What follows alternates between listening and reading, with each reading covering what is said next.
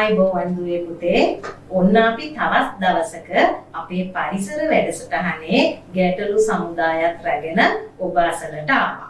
ඔබ දැන් මේ වෙනකොට sippinstitute.lk අපේ වෙබ් පිටුවට පිවිසලා මේ ප්‍රශ්න 10ට උත්තර සපයලා බොහොම සතුටින් තමන්ගේ උත්තරය මොකක්ද වැරදුනා නම් ඇයි වැරදුනේ මොකක්ද හරි උත්තරය ඒ පිළිබඳ විස්තර දැනගන්න පුන බලා සිටින මොහොත මේ. එහෙනම් අපි අපේ පළමු ප්‍රශ්නය කතා කරමු. සිමෙන්ති කොට්ටයක්. සිමෙන්ති කොට්ටයක් කියන්නේ ටිකක් බරයි. කොච්චරද පුතේ ස්කන්ධය? කිලෝග්‍රෑම් 50ක්. සිමෙන්ති කොට්ටය තැනක සිට තවත් තැනකට පහසුවෙන් ගෙන යාමට අවශ්‍ය වන උපකරණය වන්නේ.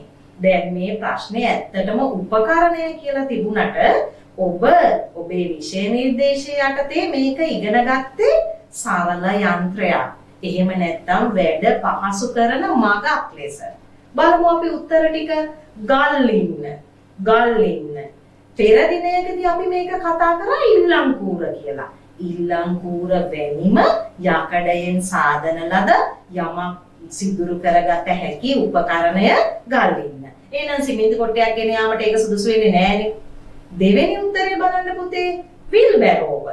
විල්බැරෝව තමයි අපි අපට අතේ ගෙන යා නොහැකි බරති යමක් පහසුවෙන් එක් තැනක සිට තවත් තැනකට ගෙන යාමට භාවිතා කරන උපකරණය. විල්බැරෝව. හරිනේ? එහෙනම් ඒක තමයි උත්තරේ. තුන්වෙනි එකත් අපි බලමු. තුන්වෙනි එක රේඛය. ඒකත් මේ ප්‍රශ්නාවලියේම මීට පෙර දිනක මම ඔබට හඳුන්වා දුන්නා. රේඛය කියලා කියන්නේ කුණු රොඩු එකතු කර ගැනීම සඳහා පාස් වැලි හැර කුණු ටික පමණක් එකතු කර ගැනීම සඳහා භාවිතා කරන උපකරණය. එහෙනම් දුවේ පුතේ ප්‍රශ්නාංක 1 උත්තරය අංක 2 වීල්බැරෝව. ඔන්න අපේ දෙවෙනි ප්‍රශ්නය. කිවිඳියක්. කිවිඳියක් කියන්නේ කවුද? කවි ගායනා වලින් ප්‍රසිද්ධියටපත් තැනැත්තියක්. කිවිඳියක් ලෙස ප්‍රසිද්ධියටපත් වූ තැනැත්තියකි. බලමු උත්තර ටික. රූපසටහන් වැටෙනවා ඔබට. ඔබ හඳුනනවා මේ තැනැත්තිය. දැන් තරුණ පරපුර කියන්න පුරුදු වෙලා ඉන්නවා. සාමාන්‍යයෙන් අත දිගට මේ වැලමිට හරියට අත ලොකු ගවුමක් එහෙම ඇඳහම හරියට නිකන් මෙයා වගේ කියලා. කවුද මේ? ගජමන්නෝනා. ගජමන්නෝනා පිළිබඳ කතා ප්‍රවෘත්තිය බොහොම රසවත් කතා ප්‍රවෘත්තියක්. ගජමන්නෝනට හැකි උපරිමයෙන් කවි කීමේ කවි ගායනා කිරීමේ හැකියාව තිබුණා. එළපාත මුදලි ඒහා සම්බන්ධ ගෙතුණු කතා ප්‍රවෘත්තිය එළපාත මුදලි ඒ විදිහමයි. එහෙමනම් උත්තරය ගජමන්නෝනා. අපි දෙවෙනි උත්තරයට යන්කෝ. සිරිමාවෝ මැතිණිය. සිරිමාවෝ බණ්ඩාරනායක මැතිණිය. මේ කවුද? ඇයි අපිට ප්‍රසිද්ධ? අපේ රටේ ප්‍රථම අගමැතිණිය. අපේ රටේ විතරක් නෙමෙයි පුතේ. ලෝකයේම පළමු අගමැතිණිය තමයි සිරිමාවෝ බණ්ඩාරනායක මැතිණිය. එහෙමනම් මේ දෙවෙනි උත්තරය හැබැයි කිවිඳියක් නෙමෙයි. තුන්වෙනි උත්තරේ තියෙන්නේ සුසන්තිකා ජයසිංහ. තවත් අපිට විශේෂ කාන්තාවක්. සුසන්තිකා ජයසිංහ. අපිට ඔලිම්පික් පදක්කම දිනා දීපු අපේ ක්‍රීඩිකාව. මේ 2021 වර්ෂයේ ඔලිම්පික් පදක්කම ලැබුණා. හැබැයි ඒක විශේෂිත පදක්කමක් නේ. පැරා ඔලිම්පික් ආබාධිත අය සඳහා මේ එහෙම එකක් නෙමෙයි. සුසන්තිකා ජයසිංහ එයාගේ දාවන තරඟයෙන් රිදී පදක්කම අප වෙත ගෙනාවා. එහෙනම් පුතේ සුසන්තිකා ප්‍රසිද්ධ ඒ වෙනුවෙන්. අපේ ප්‍රශ්නය කිවිඳියක ලෙස ප්‍රසිද්ධ. කවි ගායනයෙන් ප්‍රසිද්ධ. එහෙනම් දෙවෙනි ප්‍රශ්නය උත්තරය අංක 1 ගජමන්නෝනා. තුන්වෙනි ප්‍රශ්නයට අපි යමු පුතේ. බිම්බෝම්බ. යුදමය සංස්කෘතියත් එක්ක අපිට ලැබිච්ච වචනයක්. නැත්නම් අපි බෝම්බ බිම්බෝම්බ පිළිබඳ කතා බහ කරේ නෑ ඊට පෙර. එහෙමනම් ඒ ත්‍රස්තවාදී යුගයේ අපේ ත්‍රස්තවාදීන් බිම්බෝම්බ වැළලුවා තැනින් තැන. බිම වලක්කාරලාට කරලා තිබ්බා. එහෙම කරේ ඇයි? අපේ හමුදාව යනකොට පෑගුණහම බෝම්බය ඒ පීඩනයක් සංග පුපුරා යනවා. එතකොට සමහර විට ඒ පෑගුණු පුද්ගලයා මිය යනවා. එහෙම නැත්නම් දෙපා හිමි වෙනවා. එතකොට මේ යුද්ධමය කාලේ කාලයේ අවසානයේ පස්සේ පුතේ මේ බිම්බෝම ඉවත් කරන්න සිද්ධ වුණා. ඉවත් කරන්න නම් ඒව තියෙන තැන දැනගන්න එපාය. මේ සඳහා සතුන් පුහුණු කරා. පුහුණු කරපු සත්තු කවුද? පූසා පළවෙනි උත්තරේ. පූසා එහෙම පුහුණු කරන්න පුළුවන්ද? නෑ. එච්චර හැකියාවක් පූසට නෑ. ඊට වඩා කියන දේ අහන කෙනෙක් මෙතන ඉන්නවා. අංක 2 තියෙන්නේ අශ්වයා. අශ්වයාත් පුතේ කියන දේ අහනවා. හැබැයි ධාවන තරඟ සඳහා ගමන් බිමන් යාම සඳහා අංක 3 පිළිතුර බලන්න බල්ලා. බල්ලා ඉතා හොඳින් පුරුදු පුහුණු කරන්න පුළුවන් එයාගේ ඉව හිතියන ශක්තිය අනුව හොරු අල්ලන්න, හොරුන් ගමන්ගත් මාර්ගය සොයන්න, ඒ වගේ දේවල්. ඒ විතරක් නෙමෙයි බිම්බෝව සොයා ගන්න. එහෙනම් දුවේ පුතේ තුන්වෙනි ප්‍රශ්නය පිළිතුර අංක 3 බල්ලා. අපි යමු දැන් අපේ 4 වෙනි ප්‍රශ්නය. මාලිමා යන්ත්‍රය. මාලිමාව. ඔබ අතට සමහර විට මාලිමාවක් ලැබිලා ඇති. පාසලේ හිටියනම් පන්ති කාමරේ මාලිමාවක් තියෙනවා. මාලිමාව. එතකොට සමහර දූ දරුවන්ගේ පාසල් බෑගයේ සවි කරලා තියෙනවා පුංචි මාලිමාවක්. මොකටද දන්නේ? සමහර පිරිමි ළමයින්ගේ අත්අොරලෝසුවේ මාලිමාවක් තියෙනවා. ඉතින් කොහොම නමුත් මාලිමාව මොකටද දුවේ පුතේ? දිශාව හඳුනා ගැනීම සඳහා. මේ මාලිමාවේ ඇතුළත ගැන පොඩ්ඩක් මම කතා බහ කරන්නම්. බලන්න රූපස්ථාන මාලිමාවේ ඇතුළත සූචිය එහෙම නැත්නම් කටුව ලෙස පිහිටන්නේ චුම්බකයක්, කාන්දමක්. කාන්දම් පාඩමේ ඔබ හිටියා. කාන්දමක් තමයි මේ තියෙන්නේ. ඔන්න දැන් අපේ ප්‍රශ්නය මේකයි පුතේ. මාලිමා යන්ත්‍රය අවශ්‍ය වන පුද්ගලයා වන්නේ. පළවෙනි උත්තරේ ක්‍රිකට් ක්‍රීඩකයා. ඇයි එයාට දිශාව හොයලා දෙයා එල්ල කරන්නේ පහර? නැහැනේ. එයාට අවශ්‍ය නැහැ. දෙවෙනි උත්තරේ නාවිකයා. කවුද පුතේ නාවිකයා කියන්නේ? නාවිකයා කියලා කියන්නේ මුහුදේ නැවක් මෙහෙවන පුද්ගලයා. නැව කොයි දිශාවටද යා යුත්තේ? දැන් මෙතනින් කොච්චරක් හැරවිය යුතුද? අපි ඊළඟට ගොඩ බසින වරාය කුමක්ද? ඔය සියල්ල තීරණය කරන පුද්ගලයාට අපි කියනවා නාවිකයා. එහෙනම් පුතේ මේ පරක් තෙරක් නොපෙනෙන සාගරයේ මුහුදේ අපිට දිශාව සොයාගන්න බෑ. අපි ලංකාවට නම් නැව එන්නේ කොහෙද ලංකාව තියෙන්නේ කියලා සොයාගන්න නම් දිශාව පිළිබඳ අවබෝධයක් ලබා ගත යුතුයි. අන්න එහෙනම් පුතේ මාලිමාව ප්‍රයෝජනවත් වෙන්නේ නාවිකයාට. පිළිතුරු අංක 3 බලන්න. පෙදරේරුවා. පෙදරේරුවා කියන්නේ මේසන් දාසුන් නෑනේ. එයාට උවමනා වෙන්න පුළුවන්. ඒක අතිවාරව දැමීමේදී හැම උවමනා වෙනවා. නමුත් පුතේ බොහෝ විට එතෙන්දී මාලිමාව යොදා ගන්නවට වඩා එදිනෙදා පළපුරුද්ද අනුව උතුර දකුණ සොයා ගැනීමට ඔහු දැනුවත්. එහෙමනම් මගේ දුවේ පුතේ 4 වෙනි ප්‍රශ්නය මාලිමා යන්ත්‍රය අවශ්‍ය වන පුද්ගලයා. දෙවෙනි උත්තරය නාවිකයා. එහෙනම් දුවේ පුතේ අපිට දැන් කතා කරන්න තියෙන්නේ 5 වෙනි ප්‍රශ්නය. සුනාමි ව්‍යසනය ගැනයි මේ 5 වෙනි ප්‍රශ්නය තියෙන්නේ. සුනාමි ව්‍යසනය පිළිබඳ තරමක් මෑත කාලින අත්දැකීමක් තියෙනවා අපිට. ඊට පෙර අපි මේ සුනාමිය කියන වචනේ හඳුනාගෙනවත් හිටියේ නැහැ. ඒ වුණාට පුතේ අපිට හරි රසවත් කතන්දරයක් මේ වෙනුවෙන් තියෙනවා. ඒක ඇත්තටම සුරංගනා කතාවක් වගේ. අපේ රටේ එක පැත්තක මුහුද ගොඩ ගලන්න පටන් ගත්තා. රටවැසියෝ දුවගෙන ඇවිල්ලා රජතුමාට කිව්වා රජතුමනි මුහුද ගොඩ ගලාගෙන එනවා. අපිව විනාශ වෙලා යයි. රජතුමා යාගේ පුරෝහිත බ්‍රාහ්මණයෝ ගෙන්නවල ඇහුවා මොකක්ද අපි මේකට ගන්න ඕනේ පියවර. එතකොට ඔවුන් කිව්වා කවුරු හරි පුද්ගලයෙක් මුහුදට බිලි දිය යුතුයි කියලා. කිසිවෙකු ඉදිරිපත් උනේ නෑ මේ වීර ක්‍රියාවට. හැබැයි රජතුමාගේ ලස්සන තරුණ දූ කුමාරිය ඒ වෙනුවෙන් ඉදිරිපත් වුණා. ඔබ දන්නවද දුවේ පුතේ කවුද මේ වීර කාන්තාව කියලා? විහාර මහදේවිය. විහාර මහදේවිය ඉදිරිපත් වුණා මේකට. රජතුමා බොහොම කනගාටුවෙන් දූ කුමාරිය ලස්සනට අඳවලා රන් ආභරණින් සරසලා රණින් වැඩ දැමූ ඔරුවක තියලා පා කරලා මුහුදට තල්ලු කරලා ඇරියා. එතකොට දැන් මේ සුනාමියේ ස්වරූපය තමයි පුතේ විරල අද්දර තමයි සුනාමියේ රළු. මුහුද මැදට යන්න සුනාමියේ රළු නැහැ. සුනාමි රළ උස නැහැ පුතේ එතකොට. මුහුද මැද සුනාමියේ රළ කොහොම උස අඩුයි ප්‍රචණ්ඩ නැහැ.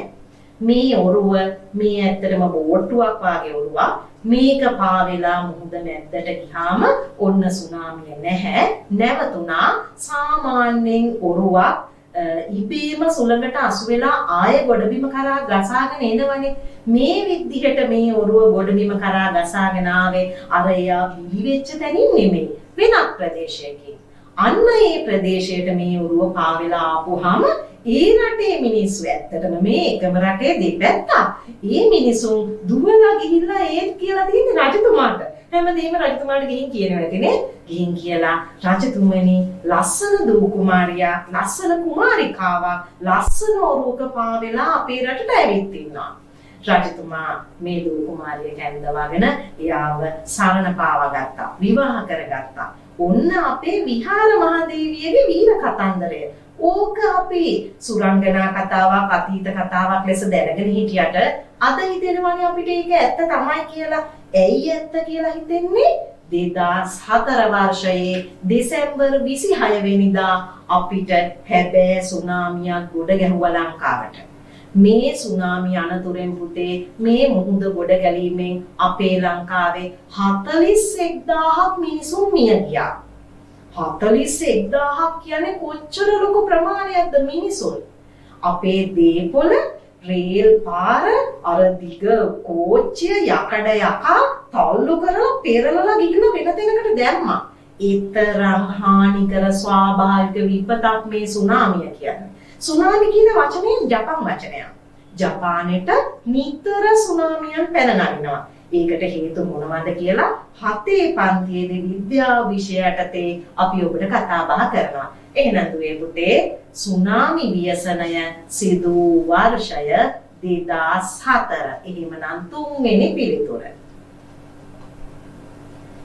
අපි දැන් බලමු දුවේ පුතේ ඔබගේ 6 වෙනි ප්‍රශ්නය මොකක්ද කියලා.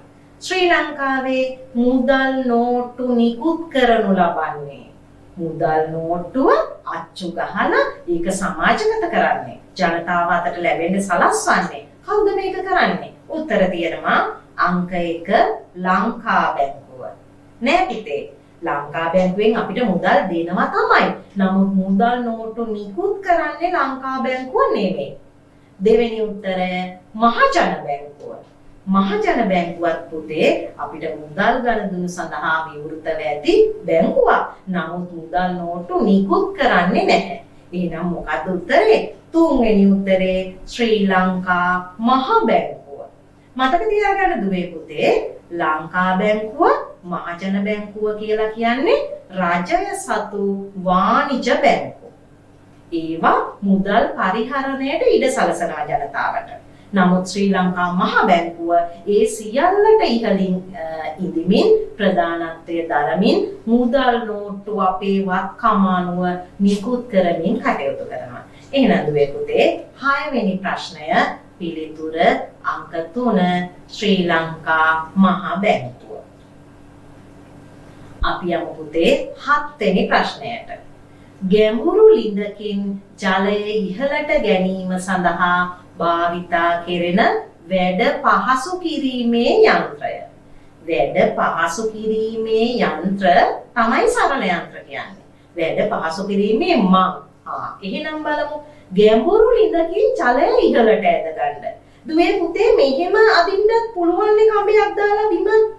එහෙම අදින්න ගියාම ඔයා වගේ පොඩි දරුවෙක් අදින්න ගියොත් එහෙම ඔබ ලිඳට වැටෙන්න පුළුවන්. ඒ උපක්‍රමය අනුව මේ ලිඳේ ඉහළ මට්ටමේ රූපසටහනේ විදිහට බලන්න උඩ කොන්ක්‍රීට් බාර් එකක් තියෙනවා. ඒ කොන්ක්‍රීට් බාර් එකට රෝදයක් හයි කරලා තියෙනවා. ලිඳේදී අපි මේකට කියන්නේ බොලොක්කය. නමුත් මේ වැඩ පහසු කිරීමේ මං යටතේ අපි මේකට කියන්නේ කප්පිය. කප්පිය හරහා බාල්දිය ඇදලා ගන්නකොට පුතේ මේ වැඩිහිටි මටත් පුළුවන් පුංචි ඔබටත් පුළුවන් මේක පහසුවෙන් ඇදලා ගන්න. ඇයි? ඔබ අදිනකොට ඔබේ ඇඟේ බරත් ශක්තිය ලෙස යොදාගෙන මෙහිම කඹය අදින්න ඔබට පුළුවන්. එහෙනම් ගැඹුරු ලිඳකින් ජලය ඉහළට ගැනීම සඳහා භාවිතා කෙරෙන වැඩ පහසු කිරීමේ යන්ත්‍රය පිළිතුරු අංක 3 කප්පිය. අපි ඔන්න අහපව් සත්ත්ව ලෝකයට එනවා. 8 වෙනි ප්‍රශ්නය වෙනුවෙන් බහුපා. මොකද්ද මේ තේරුම? අපි ඔයිට පෙර බලමු. දෙපා කියන්නේ පාද දෙකක් සහිතයි. කකුල් දෙකක්. සිව්පා ඒ කියන්නේ පාද හතරක් සහිතයි. ඊළඟට බහුපා. බහු කියන්නේ බොහොමයක්, ගොඩක්. ගොඩක් පාද සහිතයි. බලන්න මෙතන ඉන්න කට්ටියකින් කවුද ඒකට අයත් කියලා. මෙන්න පෙන්නනවා කංකුණ්ඩා. කංකුණ්ඩට ව්‍යවහාරික වචනේ විදියට අපි කංගත් කියනවා. බලන්න කංකුණ්ඩගේ හැටි සමහරව දැක්කාම හරිම බයයි, පිරිකිතයි. පාද අති විශාල සංඛ්‍යාවක් තියෙනවා. ගණන් කරගන්න අපහසු තරම්. හරිනේ. ඒ කංකුණ්ඩා. දෙවෙනි එක බලන්න බෙල්ලා. බෙල්ලා කිව්වම නොයෙකුත් බෙල්ලෝ ඉන්නවනේ. ගොළු බෙල්ලා. එතකොට අර මුහුදේ ඉන්න බෙල්ලෝ. ඔය ඔක්කොම බෙල්ලෝ ගමන් බිමන් යන්න පුතේ තනි පාදයක් පාවිච්චි කරනවා. ඒ පාදයට ඇටකටු නැහැ. ඒක පේශි වලින් සම්කෑල්ලකින් හැදිච්ච පාදයක්. ඒකට කියන්නේ පේශිමය පාදය කියලා. දැකලා නැත්නම් හොඳ උපක්‍රමයක් මම කියන්නම්. රෑවින්ද ගිත් වෙනකොට එළියට බහැලා ගොළු බෙල්ලේ කටුවෙන් අල්ලලා ගන්න. අරන් බලන්න. හරි ලස්සනට පේශිමය පාදය දකින්න ලැබෙයි. හරිනේ? එහෙනම් එයා බහුපාවෙක් නෙමෙයි. කුරුමිනියා. කුරුමිනියාගේ පාද කීයද? පාද 6යි. නිශ්චිතයි. ගණන් කළ හැකිනේ. එතකොට එයා අපි අර බහුපා කියන ගොඩට යොදන්නේ නැහැ. එහෙනම් පුතේ උත්තරය 8 වෙනි ප්‍රශ්නය අංක 1 කංකුණ්ඩා. අද දවසේ ඔබගේ 9 වෙනි ප්‍රශ්නය. අපි යන 9 වෙනි ප්‍රශ්නයට බලන්න පින්තූරය. සංගීත භාණ්ඩයක්. සංගීත භාණ්ඩ ඔබ රූපසටහන් ඇඳලා හදාරලා ඒවා පොඩ්ඩක් තට්ටු කරලා වාදනය කරලා බලලා පුරුදු වෙලයි තියෙන්නේ මේ වෙනකොට. ඒවයේ හඬ පවා කනට හඳුනා ගන්න පුළුවන්. මම හොඳ උපක්‍රමයක් කියන්නම් පුතේ. රූපවාහිනියේ ගුවන් විදුලියේ සින්දු යනවනේ. සින්දු අහන අතරතුරේදී ඔබට හිතන්න පුළුවන් නම් මේ ඇහෙන්නේ පටනලාව. මේ ඇහෙන්නේ වයලීනය. මේක තබ්ලාව. හරි පහසුවක් වගේම ඒක හදවතට මානසිකව ලොකු සුවයක්. ඒ කියන්නේ ඔබ සින්දුවට දැහැන් ගත වෙනවා. එහෙමනම් පුතේ බලමු මේක මොකද්ද කියලා. එතන රූපේ ළඟම බිම තියෙනවා මේ තට්ටු කරන්න ගන්න උපකරණයක්. එහෙනම් මේක අර පෙනෙන කඹය වගේ එකෙන් ඉනේ දවටගෙන අත් දෙකට මේ තට්ටු කරන කොටස් රැගෙන තමයි මේක වාදනය කරන්නේ. බලන්නකෝ දැන් උත්තර ටික දවුල. දවුල කියන්නේ මෙහිම කොටස් දෙකකින් යුක්ත උපකරණයක් නෙමෙයිනේ. පළු දෙකක් තියෙනවා. නමුත් එක කොටසමයි. මේ තමයි පුතේ තම්මැට්ටම. එහෙනම් පිළිතුර 9 වෙනි ප්‍රශ්නය තම්මැට්ටම. පිළිතුරු අංක 3 තියෙන්නේ තබ්ලාව. ඔය තබ්ලාවයි තම්මැට්ටමයි පැටලෙන්න පුළුවන් පුතේ. තබ්ලාව කියලා කියන්නේ ඒක තට්ටු කරන්න, ඒක වාදනය කරන්න විශේෂ උපකරණයක් යොදාගන්නේ නැහැ. දඬු හෝ කෙවිටි හෝ විශේෂ උපකරණයක් යොදාගන්නේ නැහැ. ඒක අතින් තමයි වාදනය කරන්නේ. ඊළඟට ඒක ඇඟේ දවටගෙන වාදනය කරන්න පුළුවන් දෙයක් නෙමෙයි. තබ්ලාව බිම් මට්ටමේ තියලා එතන ඉඳගෙනයි වාදනය කරන්නේ. ඊළඟට තබ්ලාවේ මේ බෙර පළු දෙක එක සමාන නෑ පුතේ. එකිනෙකට වෙනස්. හරිනේ? එහෙනම් 9 වෙනි ප්‍රශ්නය උත්තරය අංක 2 තම්මැට්ටම. හොඳයි දුවේ පුතේ. අද දවසේ ඔබගේ අවසන් ප්‍රශ්නය 10 වෙනි ප්‍රශ්නයට අපි යමු. කොම්පෝස්ට් පොහොර. මොනවද කොම්පෝස්ට් පොහොර කියන්නේ? දිරා යන ශාක හා සත්ත්ව කොටස් වලින් සාදා ගන්නා පොහොර කොම්පෝස්ට් පොහොර. කොම්පෝස්ට් පොහොර හදන එකේ වාසි කීපයක් තියෙනවා. එකක් තමයි අපේ ගෙවත්ත පිරිසිදු වෙලා හොඳින් කසල කලමනාකරණය සිදු වෙනවා. අංක 2 අපේ වගාවන් වලට මල් පාත්තියට යොදන්න පොහොර ලැබෙනවා. අපිට කඩෙන් ගේන්න ඕනේ. අපේ මිල මුදල් ඉතිරි වෙනවා. අංක 3 කොම්පෝස්ට් පොහොර පසට යොදන එක පසට ඊටාම හිතකරයි, සතුන්ට හිතකරයි. නමුත් රසායනික පොහොර එහෙම නැත්නම් අකාබනික පොහොර යොදන එක පුතේ පසට ඊටාමත් හානිකරයි. එයින් අපි රෝගවලට ගොදුරු වෙනවා. එහෙනම් මේ තමයි කොම්පෝස්ට් පොහොර. කොම්පෝස්ට් පොහොර සෑදීමට අවශ්‍ය නොවන දෙයකි. පිළිතුරු අංක 1 කොළ රොඩු. කොළ රොඩු ඕනේ පුතේ නේද? මොනවද මේකට හිතා gedara ඉතිරි වෙන එළවලු පළතුරු අපද්‍රව්‍ය වලට අමතරව පාසලේදී හදනවා නම් කොම්පෝස්ට් පොහොර කුටීරයක් හෝ වලක් ඒකට අනිවාර්යෙන් කොළ රොඩු දානවා. ලාඩප්ප කොළ. එහෙම නැත්නම් වල් සූර්යකාන්ත කොළ. ඊළඟට ඔන්න දෙවෙනි උත්තරේ තියෙනවා වීදුරු කඩු. වීදුරු කඩු දාලා හරියනවද පුතේ පොහොර වලට? වීදුරු කඩු දිරන්නේ නෑනේ. එහෙනම් ඒක තමයි උත්තරේනේ. අංක 3 ගොම. ගොම ඉතා හොඳ පොහොරක්.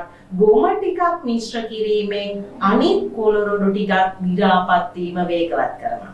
එහෙනම් දුවේ පුතේ 10 වෙනි ප්‍රශ්නය උත්තරය අංක 2 වීදුරු කඩු. එහෙනම් ආදරණීය දුවේ පුතේ ඔන්න අද දවසට අපි අපේ ප්‍රශ්න සියල්ල අවසන් කරා.